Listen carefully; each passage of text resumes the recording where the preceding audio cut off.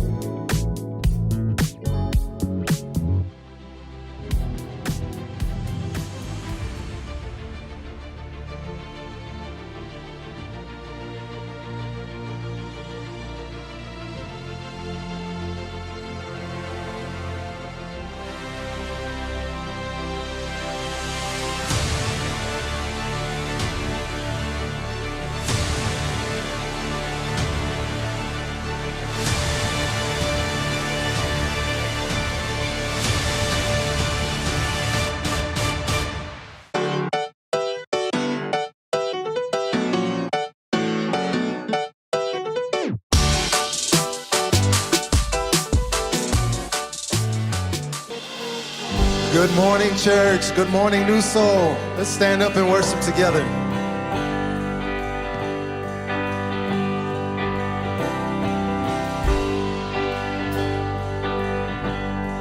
But it couldn't fill me. Man's empty praise and treasures that fade are never enough. Came along. Then you came along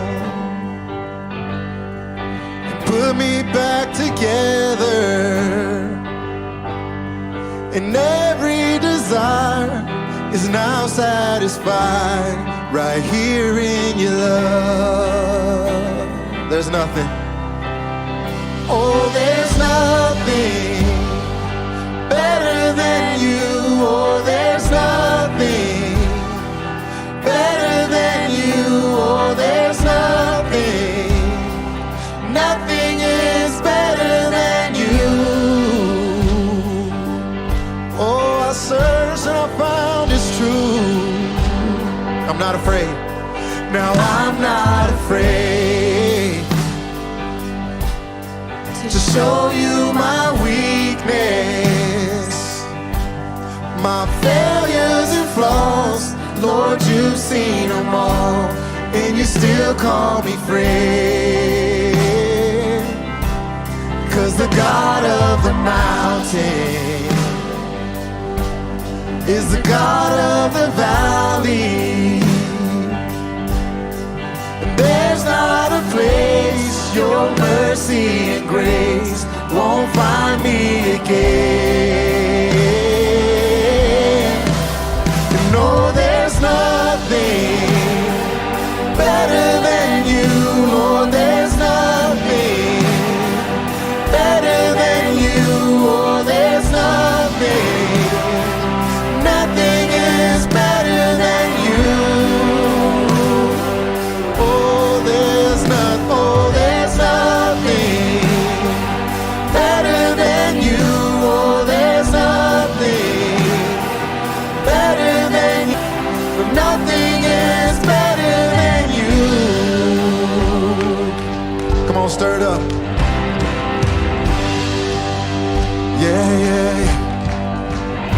to dancing. You turn mourning to dancing. You give beauty for ashes. You turn shame into glory. And you're the only one who can. You turn mourning to dancing. You give beauty for ashes. You turn shame into glory. You're the only one who can. Graves in the gardens. You turn graves. It's what you do. You turn bones into armies. You turn seas into highways. You're the only one who can. You're the only one who can. You're the only one who can. Oh, there's nothing better than you.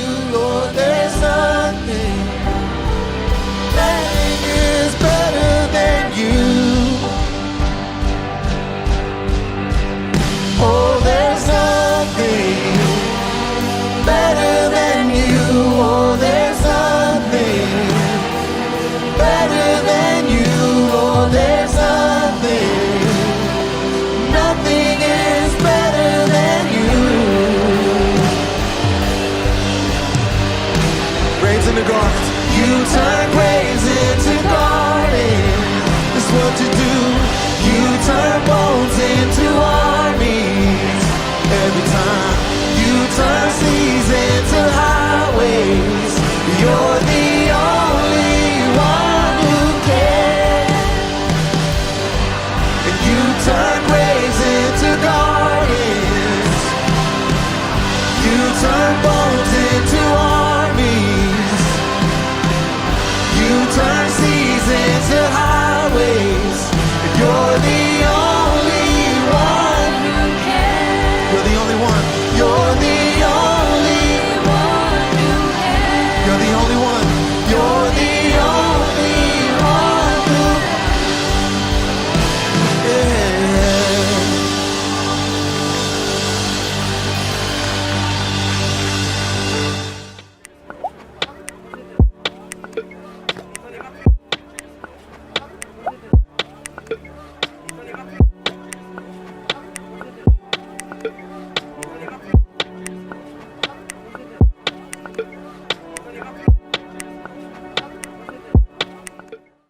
Together, we are creating a new future for the Valley because of your generosity. Your financial support is being used to produce content and create a loving community that is bringing hope to hurting people during the COVID pandemic and quarantine.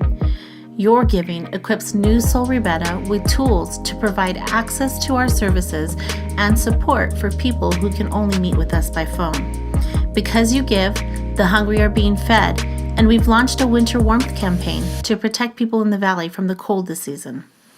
With your help, in 2021, we're not slowing down, but ramping up a campaign to expand our digital reach to help and inspire more kids, students, singles, families, and seniors.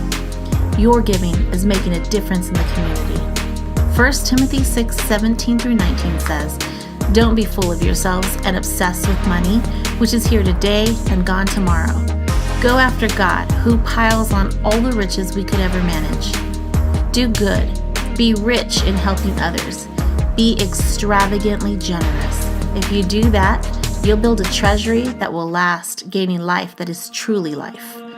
We have quick and easy ways for you to give. Online, newsoulribera.com. By text BLESS to 94000. By app, download the Tithely app.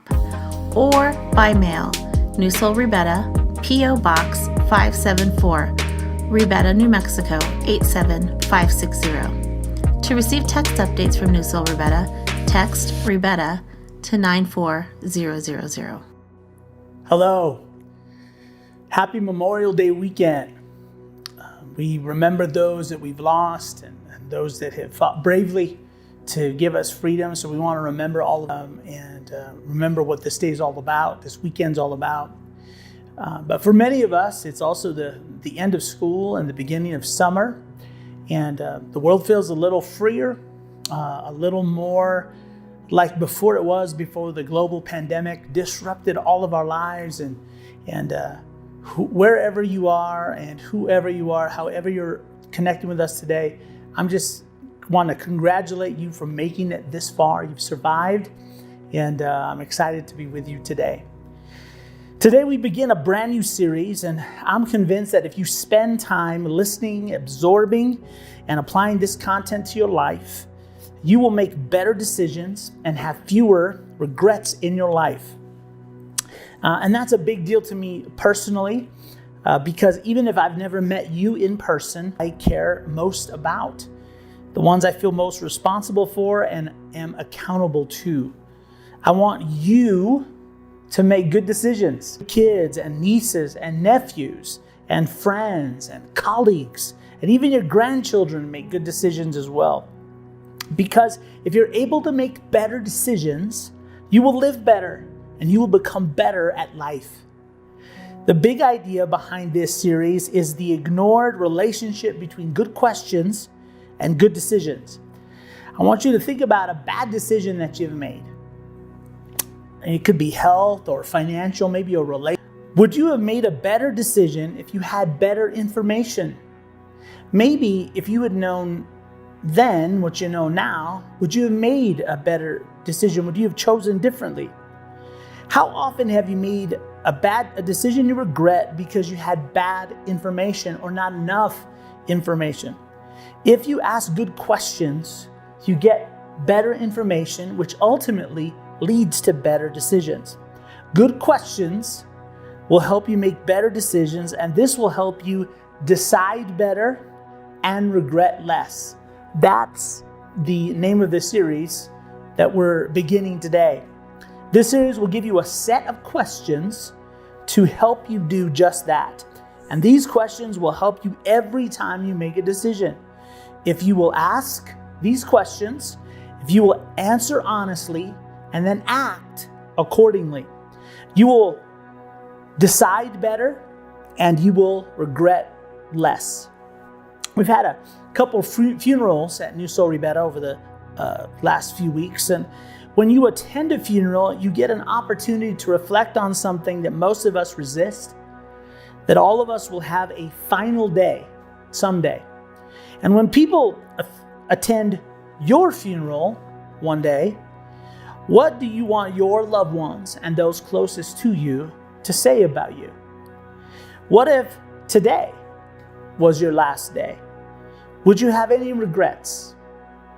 Really? What would they say if your funeral was today? Really? Is there anything that you would change?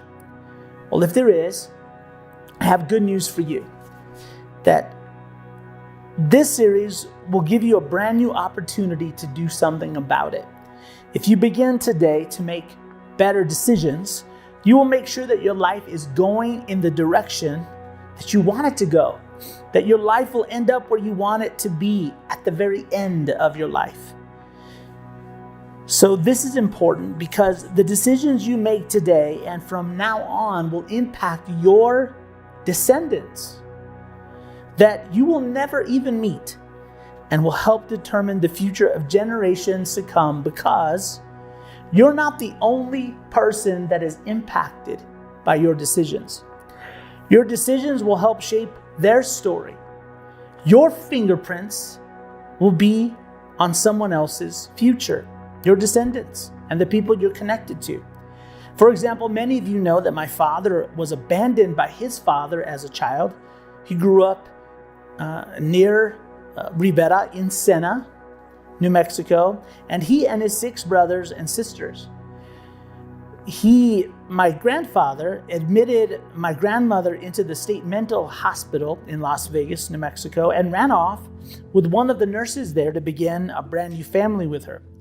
My father spent years living with relatives, bouncing around from house to house, and even spent time in an orphanage.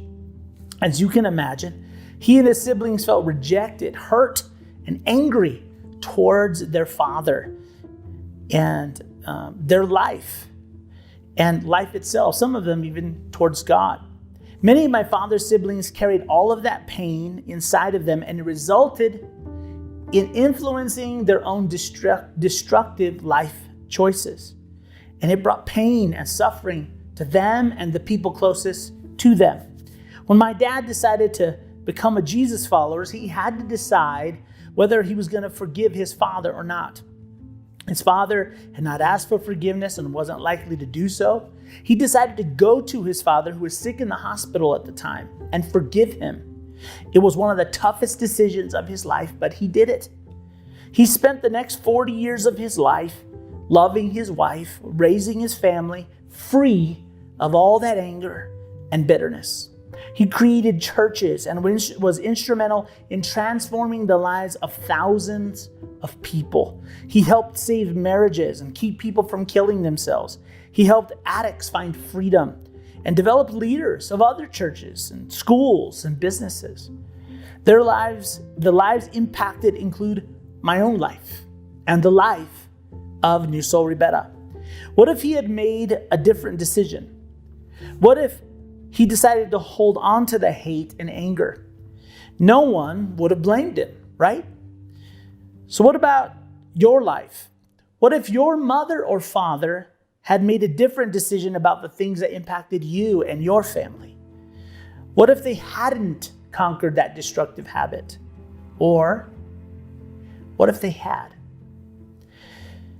How would the lives of all those people that I mentioned be different? How about your life? My life? None of us know for sure what hangs in the balance of our decisions. We never know for sure. But what we do know for sure is that private decisions have public outcomes. Your personal decisions will probably impact someone else's decisions. Maybe you never thought about this, but the most significant thing you do may not be something that you do. It may not be how famous or wealthy you become, or the kind of job you had, or what your accomplishments are in this life. It may be the common, ordinary, everyday decisions you make, because your decisions determine the direction and the quality of your life. You know this, but there's a good chance that where you are today financially, emotionally, physically, mentally, in your career, in your life, is a result of the decisions you've made along the way. Even if there were circumstances out of your control that impacted your life, your responses to those circumstances and the decisions of others help bring you to where you are in life right now, because a response is a decision. We decide how we respond. We choose our response. This is how you avoid a victim mentality, where you feel that you have no power in your life or over your life, that the choices of others in the past are responsible for where you are in your life today. To be fully human means that you are not a robot. You are not pre-programmed to give automated responses and choices. To be fully human means that you have the power to choose the life you want to lead. A position not even God has in your life. This is important because God will not decide for you, because He wants you to learn how to make good decisions. Part of what it means to live well is to learn how to make good decisions. This is not easy. It's not quick. And God will not do this for you. It's a gift He's decided to give to you. You are free to choose. You are free to decide. So how do you decide? How do you make your decisions? We all have a grid or a list of questions we use before we make any decision, every decision. From getting out of bed to what kind of food we eat, to who we marry, to what kind of job and career we choose. You may not have thought of them in this way, but they're might be subconscious, but they help inform your decisions. Yours might look like this. Under the surface of every decision, small to large, you ask yourself these questions. Will I enjoy this? Will this hurt me? Will it hurt someone else? Will anyone find out? What's my out if someone finds out? Yours might look like this, or it might be a little bit different. But in this series, I want to give you a few more questions that will help you get better information and ultimately help you make better decisions. Here's a saying I think would be very helpful for you to memorize as we begin this journey to better decisions. And it comes from the book of Proverbs. It's an ancient saying. It says, "The prudent see danger and take refuge, but the simple keep going and pay the penalty." The prudent, the wise, the shrewd see the danger coming and they do something about it. They prepare for it so they're protected. But the simple, the foolish, the immature, the naive, the proud keep going and pay the penalty. This is important because the easiest person to deceive is the person in the mirror. That's right. Think about the regrets you have in your life. Think about the bad decisions you made. You got a few of them in mind? Think about them for a minute. Think of those regrets you have. Do you know who was there for all of them? Who was the one who probably masterminded most of them? You. That's right. If you think about it, you have probably done more to undercut your success, your peace of mind, and your joy in life than anyone else on the planet. I know this because I'm just like you. Every regret I have came from a terrible choice and decision I made.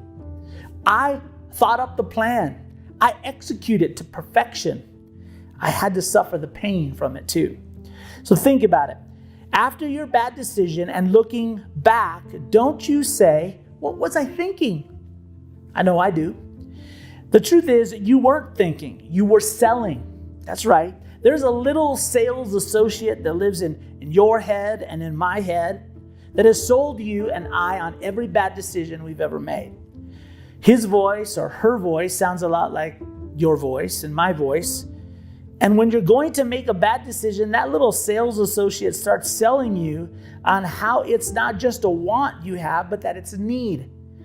And that you need it now. It doesn't matter what's going to happen later. And about how you deserve it. How not making the decision will actually be bad for your mental health and physical health. This is called rationalizing. It's where we tell ourselves rational lies to make us feel better about our bad choices. If you and I are going to have any chance of making better decisions today and in the future, we have to acknowledge this important truth. Those of you who are in AA or NA or even CA, you know that if someone wants to have any freedom from a destructive decision, that rigorous honesty is the first rule of recovery.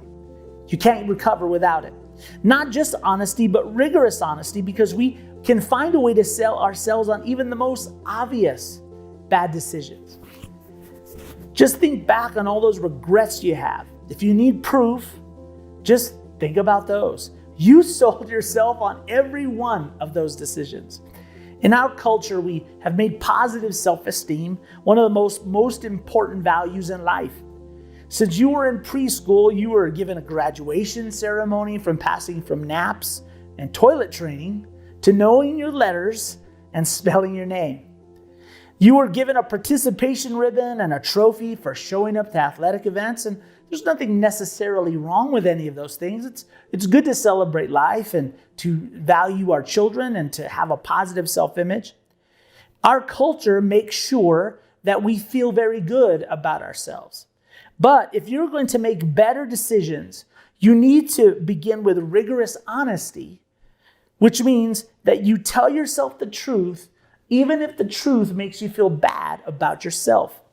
There are just some times that feeling bad about yourself is just good common sense, because you'll never get to where you need to be until you acknowledge where you actually are. Ask anyone who's lost weight, got lost on a trip, got out of debt, or had to make big life changes because of their health.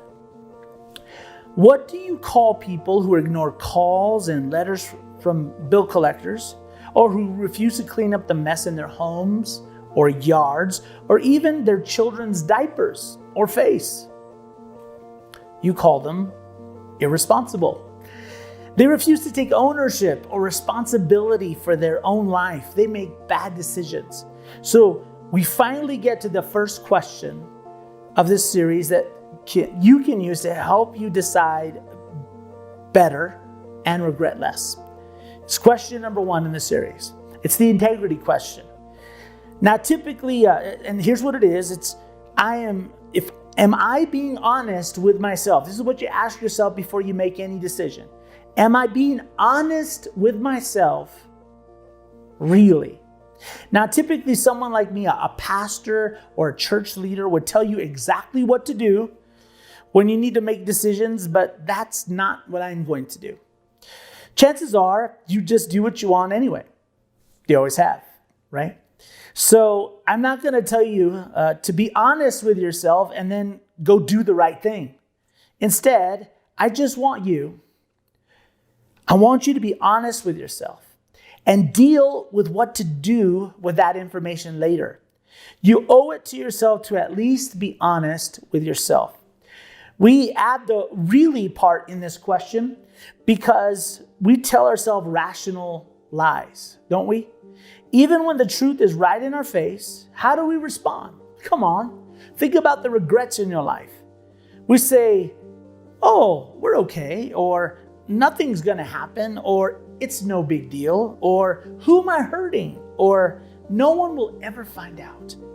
We start selling ourselves on a bad decision. So from now on, to make better decisions and have fewer regrets, as soon as you start selling you on anything, you should hit pause. You should just pause. I'm not asking you to stop forever, but just pause for a moment and think about that sales associate and the sales job he or she is doing in your mind, because we rarely have to sell ourselves on a good idea, right? If it's a good idea, it sort of sells itself. You normally don't have to talk yourself into eating more veggies or going for a walk a few times a week or drinking more water. When your doctor suggests these things, we normally don't argue with them and want more proof or data or research citations from a medical journal. We don't tell him that they're bad ideas. So it seems like we should, and so we got this part, right? Just make better decisions and be honest with ourselves. Well, it would seem like we could just end right here because it's pretty obvious what we should do.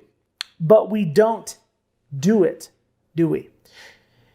We know the good decision we should make, but we choose something else instead. It seems like we can't hear, or we refuse to hear good information or wise counsel that will help us decide better and regret less. If we did, we'd all be out of debt and eat more veggies than sugar. Our relationships, careers, and our lives would be better. You knew the decision you should have made. Come on. Why didn't you make it? It's like there's something wrong with us. There's something wrong with you. Something wrong with me. So, what's wrong with us? We all suffer from confirmation bias. This is when you seek information that supports your opinion and rejects or ignores any conflicting data. Once you have made a decision, made your mind up about anything, your brain goes to work finding all the reasons to confirm why your decision is a good one, even if it isn't.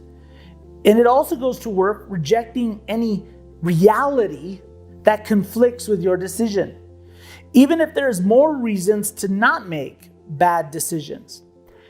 It's really smart. It's the brain, after all. And it's why we don't see the world as it is, but instead we tend to see the world as we are. We all suffer from this. To illustrate, there's a true story, a narrative that may prove instructive and helpful to us. in this conversation, in this talk, in this message. It begins with a professional life coach and a royal advisor named Jeremiah. He wrote the Old Testament book of Jeremiah. The story takes place 600 years before the birth of Jesus in ancient Israel. And Jeremiah advised and coached a king there named Jehoiakim, along with other kings. Their careers would have gone much smoother, and they would have lived a lot longer had they taken Jeremiah's advice. But the advantage of being a king is you get to do whatever you want, and you don't have to take anyone's advice. King Jehoiakim, who we'll call King J for simplicity's sake, he became king when he was a teenager. His nation, Judah, was paying a financial tribute or a tax to Babylon, who was the most powerful empire in the world at that time. It was either pay tribute to Babylon or get conquered.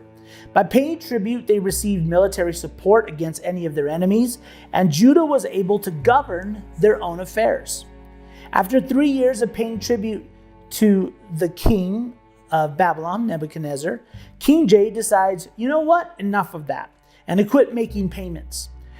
Worse than that, he switched banks. He declared loyalty to Babylon's fiercest rival, Egypt. When Jeremiah heard about King J's decision, he begged him not to do this. It wasn't just a bad decision, it was dangerous, because Nebuchadnezzar was in a foul military mood at the time because he had been defeated in battle by Egypt recently. He was looking to vent his frustration, and a vassal state that had just sworn allegiance to his enemy would be a perfect target. Jeremiah advised King J that not only was the decision dangerous and foolish, but that it was in direct opposition to God's will for the people and the nation. King J refused to listen to Jeremiah, because that's the beauty of being a king. You don't have to take anyone's advice. And he had already abandoned the ways of Judaism and given up living by the moral code of the agreement God had made with them. And sure enough, King Nebuchadnezzar did exactly what Jeremiah predicted. He came looking for his tribute. His armies laid siege to the city for 3 months. They entered the city, they put King J in chains, and they led him all the way back to Babylon. He added King J to his king collection. You see, King Nebuchadnezzar collected kings. Some people collect coins or dolls, but King Nebuchadnezzar was so powerful that he collected kings. When he conquered a nation, he would take the king as a prisoner. On special occasions when he wanted to show off, he would bring them out and parade them in golden chains around the room for everyone to see. And they would have to put their hand on the shoulder of the king in front of them. They had to, because Nebuchadnezzar had taken their eyes out and they were blind. Before leaving Jerusalem, though, King Nebuchadnezzar crowned King J's son, who we'll call King J Jr. He was 18 years old, and 3 months later, King Nebuchadnezzar changes his mind and decides to come back to Jerusalem, and he adds King J Jr. to his king collection. Now, as you can imagine, no one is excited about taking his place and being the next king, but every kingdom needs a ruler. So Nebuchadnezzar appointed King J Jr.'s uncle, whom we'll call King Z, to the throne. He was 21 years old, and what King Z didn't know, and no one knew, is that he would be the last king ancient Judah ever had. Because, like the kings before him, King Z would not listen to sound advice. In fact, one of the Jewish historians said about him, he did evil in the eyes of the Lord and did not humble himself before Jeremiah the prophet. Once his mind was made up, he could not hear wise counsel or good information. He did exactly what those before him had done, even though he had seen how it worked out. He refused to pay tribute to Babylon. Jeremiah pleads with King Z to change his mind, that it was going to end badly for everyone, for the nation, for the people, for him and his family. But kings will be kings. And Jeremiah took his message to the streets and people, and he went around the community saying that when Nebuchadnezzar shows up, that the people should let him in the city. When King Z heard that what Jeremiah was doing, he had him thrown into an empty well in the ground so he could shut him up. Because he was scaring the children. Actually, he was scaring the entire population. And they should have been scared. Sure enough, just as Jeremiah predicted, Nebuchadnezzar showed up with his army, surrounded the city, and starved the city into submission. The people were starving to death. When King Z realized his mistake, what did he do? He ran to that empty well to find Jeremiah. He says, Jeremiah, pray to God to save us. Jeremiah told King Z it was too late, that the fate of the city had been sealed. Their only hope was to open the gates and beg for mercy from Nebuchadnezzar. But King Z knew that this would end badly for him. So he decided to sneak out of the city in the middle of the night with his children and his bodyguard. Another really bad decision. King Z was eventually captured and forced to watch as Babylonian soldiers butchered each one of his children one by one before his eyes. And that was the last thing he ever saw, because he was blinded and added to Nebuchadnezzar's king collection. When you read a story like that, or watch a movie or a show like that, or maybe see it played out in real life, you can't help but think, what were they thinking? How could anyone be so clueless, so deceived? Jeremiah was there for all of this tragedy, and he answers that question for us. He writes, the heart is deceitful above all things and beyond cure. Who can understand it? Your heart, my heart, his heart, her heart, even those precious angel children and grandchildren of yours, their hearts. He chose his words carefully, Jeremiah did. See, deceitful is different than dishonest, right? Dishonest is just not honest, and it's easier to spot. But deceitful is tougher to see. It's half-truths and a few truths and untruth, and they're all mixed together. It's pretending and faking, acting.